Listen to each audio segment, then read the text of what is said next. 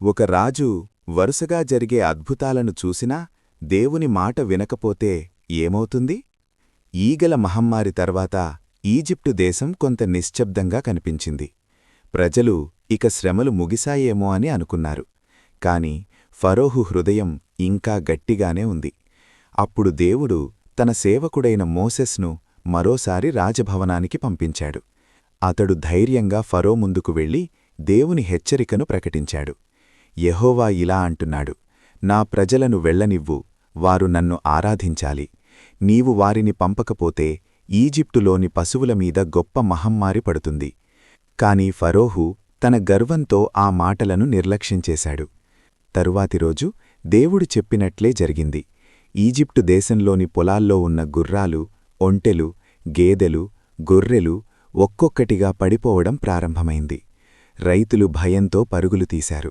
ఒకప్పుడు బలంగా కనిపించిన ఆ దేశం అకస్మాత్తుగా నిశ్శబ్దంగా మారింది.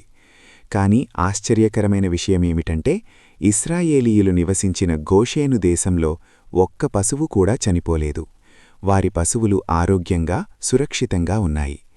ఇది సహజమైన వ్యాధి కాదు, దేవుని శక్తి స్పష్టంగా కనిపించింది. ఈ వార్త ఫరోహు చెవిలో పడింది. అతడు నిజం తెలుసుకోవడానికి తన సేవకులను గోషేను దేశానికి పంపించాడు.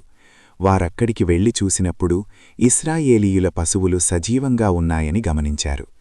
తిరిగి వచ్చి ఫరోహుకు చెప్పారు, ఇశ్రాయేలీయుల పశువుల్లో ఒక్కటీ చనిపోలేదు. అయినప్పటికీ ఫరోహు హృదయం మారలేదు. అతను ఇంకా గర్వంతో నిలబడి దేవుని మాట వినడానికి నిరాకరించాడు. నీతి: ఈ కథ మనకొక గొప్ప పాఠం నేర్పుతుంది. దేవుడు మాట్లాడినప్పుడు మనం వినాలి. గర్వం మన హృదయాన్ని కఠినంగా చేస్తుంది. అద్భుతాలు కనిపించినా నిజాన్ని అంగీకరించనివ్వదు. కాని దేవుణ్ణి నమ్మి ఆయన మాట వినేవారికి ఆయన రక్షణ, ఆశీర్వాదం ఎప్పుడూ ఉంటుంది.